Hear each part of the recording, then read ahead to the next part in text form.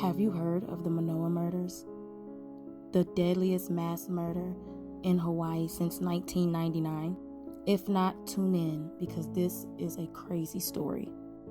On the chilly morning of March 10, 2024, a familicide occurred in Manoa, Hawaii, a neighborhood in Honolulu.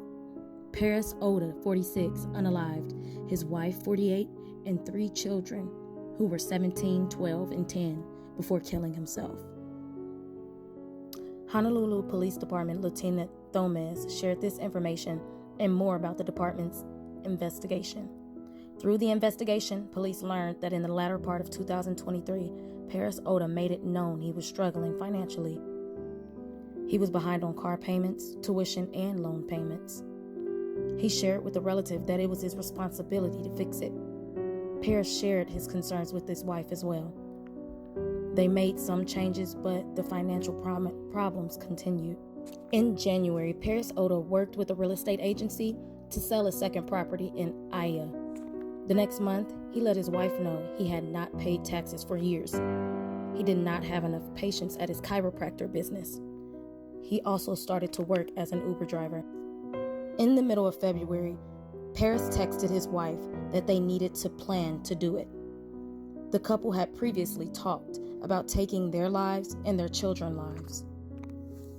He said that he could not take it anymore, and he told her that their children needed to come with them because no one could take care of them the way he did. Naoko, his wife, tried to be optimistic and encouraging with Paris. She suggested that they move to Japan with her parents. But Paris stated that he was done and too tired. Paris then started to withdraw and become quiet and distant. And this is when everything started to spiral. Going into March, Paris Oda's financial concerns increased, and tax season was approaching. He talked with a realtor about selling their primary residence in Manoa. He then told relatives that he would rather die before going to jail for unpaid taxes. And at this time, he also said he would kill his family and burn the house down. Why nobody moved at these alarming statements will remain a mystery. Around the same time, Paris messaged someone about a gun, but they didn't respond. On Sunday, March 10th, officers went to Oda's residence after receiving a 911 call at 8:34 a.m. The caller reported hearing screams. However, the officers couldn't reach the caller, and they knocked on the Oda's house, but no one answered. At 9:15 a.m., the 911 caller called again. An officer returned to the Manoa residence and found the 911 caller standing in front of the home. The 911 caller identified herself as a tenant of the Oda's Manoa residence, and according to officers, she was visibly shaken. The tenant said she was in her room when she heard screaming between 2 and 2:30 a.m. She locked herself in her room as she heard screaming just outside her door. She said that she did not meet with the first officer who arrived on the scene because she was afraid to come out of her room because of blood seeping under her bedroom door. She climbed out of her window and met with the officers after she called the second time. The responding officers immediately checked the front door, which was locked according to Thom. The officers could see an unresponsive person through the window. They called out but did not receive an answer. Officers entered through the back door and found the suspect dead, 46-year-old Paris Oda, with stab wounds lying in blood in the hallway.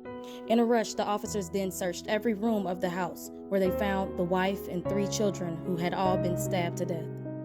Thomas said all 4 victims had defensive wounds on their hands and wrists.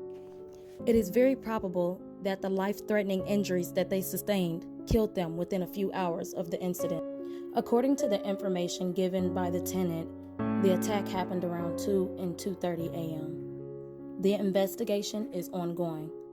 I send my condolences to their oldest daughter, who just lost her entire family, and I send my condolences, prayers, and thoughts and love to the community and family as well.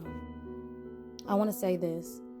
I know times are hard right now for everybody, but we need to always keep in mind to take care of ourselves and take care of our mental health. And keep an eye out for your loved ones, family, and friends that are struggling with depression. Stay safe.